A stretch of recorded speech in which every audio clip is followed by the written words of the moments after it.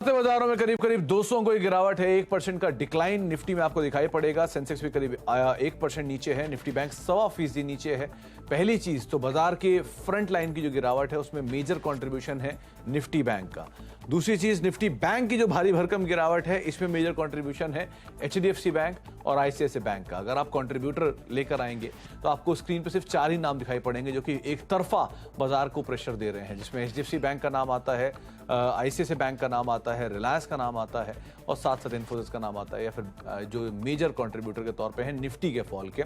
और Nifty bank के fall में एचडीएफसी बैंक अकेला 665 अंकों का कंट्रीब्यूशन दे रहा है, जबकि निफ्टी बैंक ही 600 अंक नीचे है। तो 600 अंक की गिरावट में 665 अंकों का कंट्रीब्यूशन है एचडीएफसी बैंक का, 33 अंकों का कंट्रीब्यूशन है आईसीआईसीआई बैंक का, और ये निफ्टी की कंट्रीब्यूशन में 114 अंकों का कंट्रीब्यूशन है खाली एचडीएफसी बैंक का।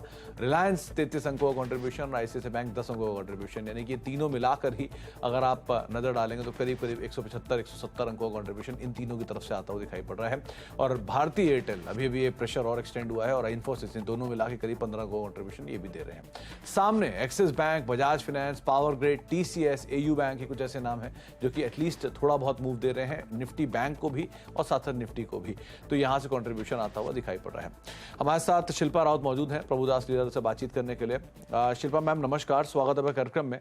थोड़ा प्रेशर आज मार्केट्स में जरूर आया है, जो टेक्सचर है निफ्टी बैंक का बिगड़ा है, तो आप क्या मान रहे हो? क्या निफ्टी में भी ये फॉल प्रिवेल करेगा? निफ्टी बैंक में भी क्या करना चाहिए, निफ्टी में क्या करना चाहिए? Good afternoon Sumit ji. यहाँ पे इंडाइसेस की बात करेंगे, ये ऑन एक्सपेक्टेड लाइंस एक छोटा सा डिक्लाइन है, जो 20,400 हम लोग जब हमारा अपसाइड टारगेट था उसको टेस्ट करने के बाद ये एक गिरावट है, जहाँ पे I believe only buying opportunities है। चाहे वो बैंक निफ्टी की वजह से ये टेक्सचर थोड़ा आपको ऐसा फंबल करते हुए दिखे, लेकिन ये जो भी है बाइंग ऑन डिप्स वाला मार्केट है। जब तक हम लोग 19,800 को होल्ड कर रहे हैं तब तक मुझे नहीं लगता मार्केट में कोई भी हम लोग किसी भी बात से हम लोग ये डिसाइड कर सकते हैं कि ट्रेंड नेगेटिव हो गया है। ये डिक्लाइन थोड़ा एक्सपेक्टेड था और अभी ये है अपॉर्चुनिटी जिसमें आपको इन्वेस्ट करना है। 19,800 के स्टॉप लॉस से आपको लॉन्ग बने रहना है। 19,800 ये आपके लिए सपोर्ट है और आप लॉन्ग साइड पे ही रहेंगे, किसी गिरावट में खरीदारी का मौका ढूंढेंगे, ये शिल्पा मैम की तरफ से बयान है। तो शिल्पा मैम एक चीज और, ये निफ्टी बैंक आज मेजर कल्प्रिट है और आप निफ्टी में 19,800 के लेवल्स देख रहे हो जहां पे एक्यूमुलेट कर सकते हैं या फिर जिसको स्टॉप लॉस ले सकते हैं। निफ्टी बैंक में ज्यादा बड़ा डैमेज है और वो अपने सपोर्ट के आसपास है, उसे कैसे रीड कर रहे हो? निफ्टी बैंक इंट्राडे सपोर्ट के आसपास है, लेकिन यहाँ पे मैं फिर भी बोलूंगी थोड़ा आप यहाँ पे और डिक्लाइंस का वेट कर सकते हैं। रफली 45,000 तक भी एक लेवल आपको शायद बैंक निफ्टी में देखते हुए मिले, लेकिन वो भी एक बहुत ही अच्छा लेवल रहेगा आपको इनिशिएट करने के लिए फ्रेश लॉन्ग्स, जहां से मुझे लगता है बैंक निफ्टी में 47,000 टू 47,500 के टारगेट्स आपको डेफिनेटली इन अक्टूबर सीरीज तक आपको डेफिनेटली देखते हुए मिलेंगे। तो यहाँ पे भी आपको बाय ऑन डिप्स का ही एक स्टांस आपको मेंटेन करना है, और टेक्सचर कुछ भी खराब नहीं हुआ है, इतना रनअप आया है, एक छोटा मोटा ऐसा नी जर्क्स मूवमेंट जिसको हम लोग बोल सकते हैं। ये वो मौका है उनके लिए जिनको फ्रेश लॉन्ग्स में यहाँ पे इन्वेस्ट करना है। तो निफ्टी बैंक सपोर्ट के, इंट्राडे सपोर्ट के आसपास है, लेकिन डिक्लाइंस का यहां पर भी आप इस्तेमाल करेंगे लॉन्ग साइड के लिए। शिल्पा मैम, इंडिविजुअल कॉल्स कहीं पर आप देख रहे हो क्या लॉन्ग साइड पर पोजीशंस? जी, मेरे पास 2 बाइज है और दोनों लॉन्ग साइड में ही है। यहाँ पे मेरा पहला बाई रहेगा ट्रेंड। ऐसे मार्केट में भी ट्रेंड फ्यूचर्स अगर आप देखेंगे तो यहाँ पे पॉजिटिव ही है। फ्यूचर्स ट्रेड कर अराउंड 2086, तो मुझे लगता है जब तक 2060 होल्ड कर रहा है हम लोग यहाँ पे 2120, 2140 के जोन्स भी देख सकते हैं। इसको हमने प्रभुदास लीलाधर में ट्रेंड का 2100 का जो कॉल ऑप्शन है 2100 का, उसको इसी प्राइस पे 3840 के बीच में हमने इसको रेकमेंड किया है। आप इसमें पार्टिसिपेट कीजिए, स्टॉप लॉस 30 के जस्ट नीचे रखिए। व्यू सही जाता है तो ये आपको 70 प्लस में भी ट्रेड करते हुए मिलेगा। तो trend is a very good buy at this level. जी, तो ट्रेंड पे खरीदारी करके चलने की राय आपको शिल्पा मैम दे रही हैं। दूसरी कॉल मैम आपकी तरफ से? दूसरा मेरा बाय रहेगा आईटीसी में। ऐसे मार्केट में सेफ हेवन यहाँ पे आईटीसी ही है। यहाँ पे बहुत अच्छे से होल्ड कर रहा है दिस 445 से 448 जोन्स।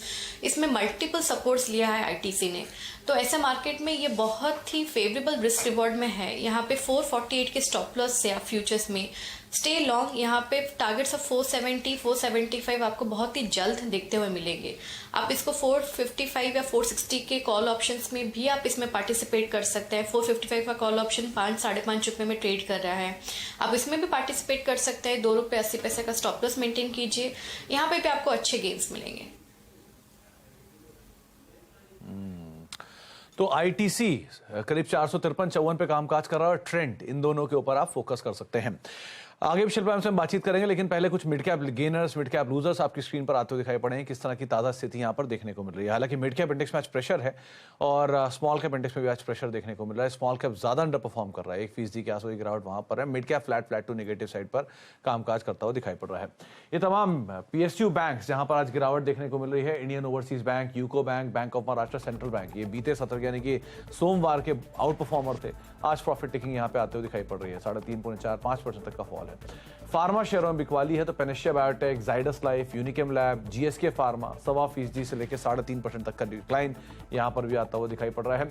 मेटल शेयरों में प्रेशर है, जिसमें जिंदल स्टेनलेस करीब 4-3.5% नीचे, जीएसपीएल, वेदांता, कल्याणी स्टील, ये कुछ ऐसे नाम जो कि 1.5 से लेकर 3.5-4% तक के फॉल के साथ अभी कामकाज करते हुए दिखाई पड़ रहे हैं।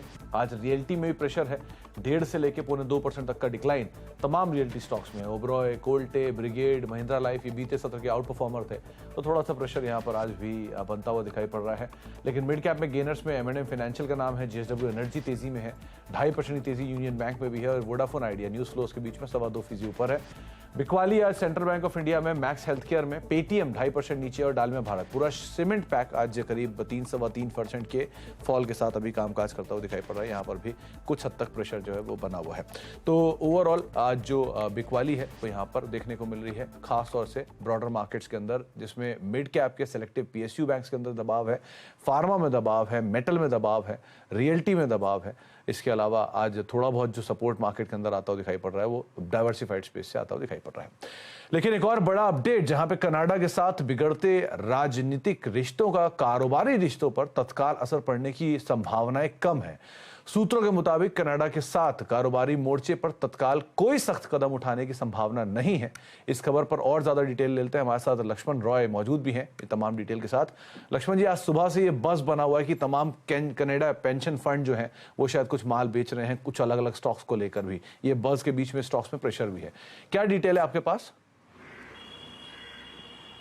देखिए, दरअसल इसी बज़ के बीच में हमने ये पता करने की कोशिश की सरकार के सूत्रों से कि आखिर कनाडा के साथ जो राजनयिक रिश्ते बिगड़ रहे हैं उसका दोनों देशों के बीच कारोबारी रिश्ते पर क्या कुछ असर पड़ सकता है। क्योंकि पहले हमने देखा था कि चाइना के साथ रिश्ते बिगड़े थे तो सरकार ने कारोबारी रिश्ते पर कई सारी सख्ती की थी। बहुत साल पहले यूएस के साथ भी ऐसा हुआ था, तो क्या कनाडा के साथ भी ऐसा होगा?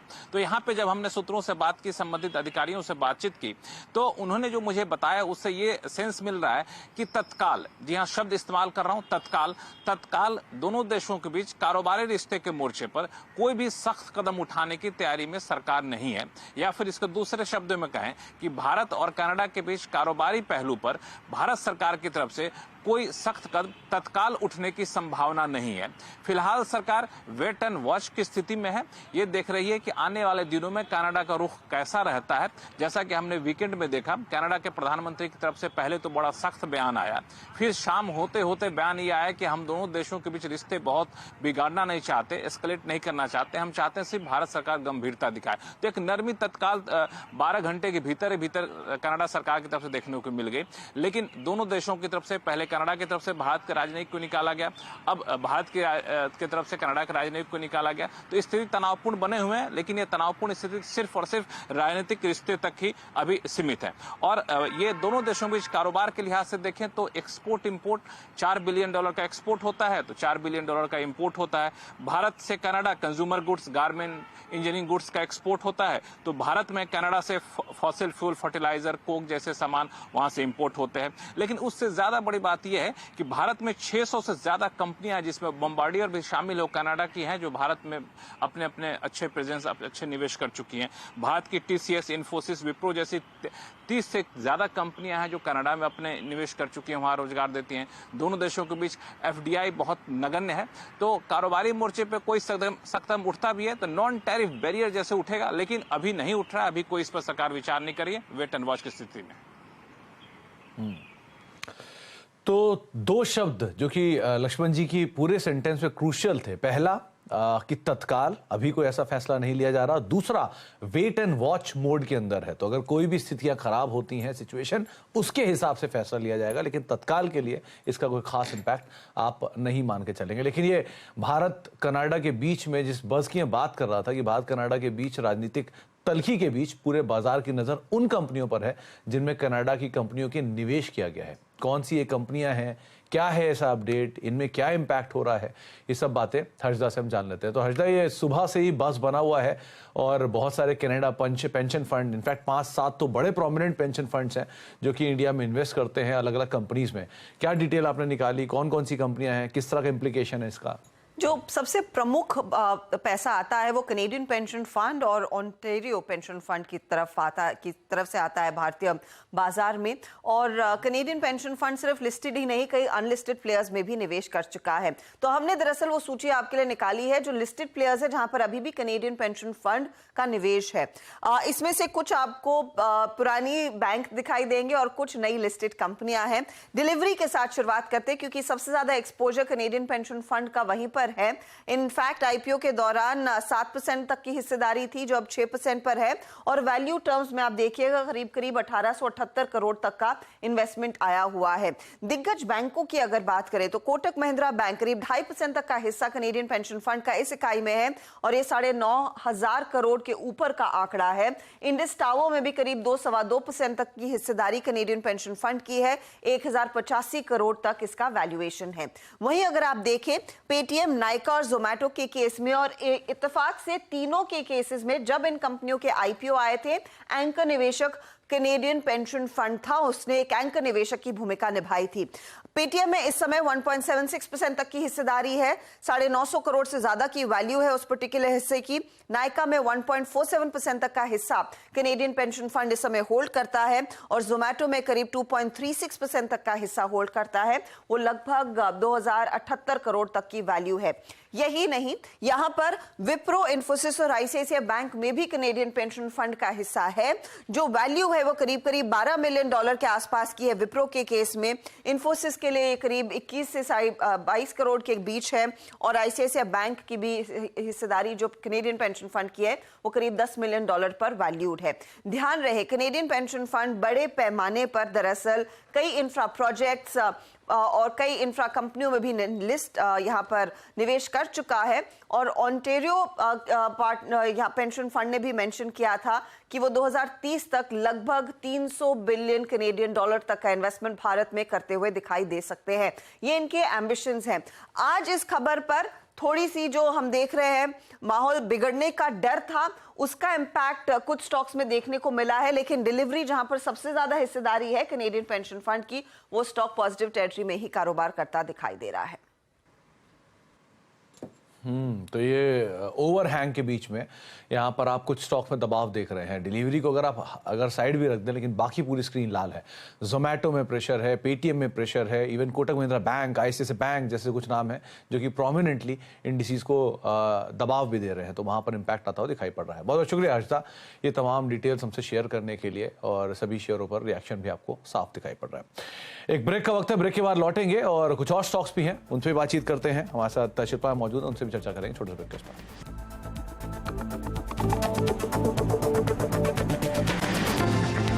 आप देख रहे हैं मिड कैप मंत्रा और दिन के निचले स्तरों से करीब करीब 10 अंक दूर अभी निफ्टी कामकाज करते हुए थोड़ी सी गिरावट जो है वो और गहराते हुए दिखाई पड़ रही है। रफली 200 अंक नीचे अब निफ्टी पहुंच चुका है।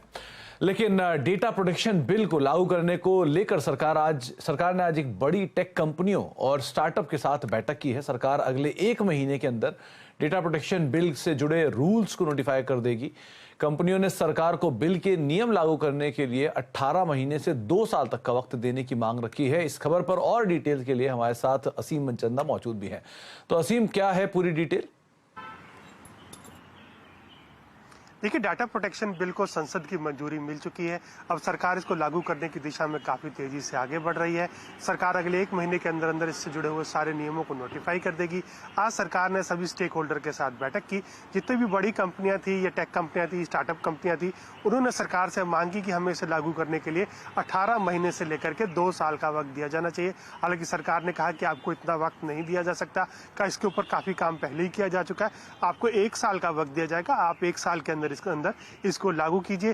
खासतौर पर जो बड़ी कंपनियां हैं उनको 1 साल के अंदर अंदर सारे नियमों को लागू करना पड़ेगा, और जो स्टार्टअप कंपनियां या जो टेक एनेबल कंपनियां ज्यादा नहीं है उनको वक्त ज्यादा दिया जा सकता है, उनको 18 महीने तक का वक्त दिया जा सकता है। तो अब सरकार अगले 1 महीने के अंदर अंदर सारे नियम नोटिफाई कर देगी और कंपनियों को ये सारे नियमों को 1 साल के अंदर अंदर इनको लागू करना होगा। जी, चलिए, बहुत बहुत शुक्रिया असीम, ये तमाम खबरें हम तक पहुंचाने के लिए, हमसे बातचीत करने के लिए इसको लेकर। लेकिन जाने से पहले पूरा भारत गणेश चतुर्थी पर पूजा अर्चना में मग्न है। रिलायंस इंडस्ट्रीज के चेयरमैन मुकेश अंबानी के घर एंटीलिया में भी गणपति आए हैं। कल पूरे अंबानी परिवार ने पहले बप्पा का स्वागत किया और फिर पूजा की। इस मौके पर बॉलीवुड के बड़े बड़े सितारों के साथ कॉर्पोरेट्स और राजनीतिक हस्तियां भी मौजूद रहीं। बप्पा की छटा देखते ही बन रही है। इस मौके पर CNBC आवाज के मैनेजिंग एडिटर अनु सिंघल भी एंटीलिया पहुंचे और पूजा अर्चना की। एंटीलिया से बप्पा की विदाई आज शाम को होगी।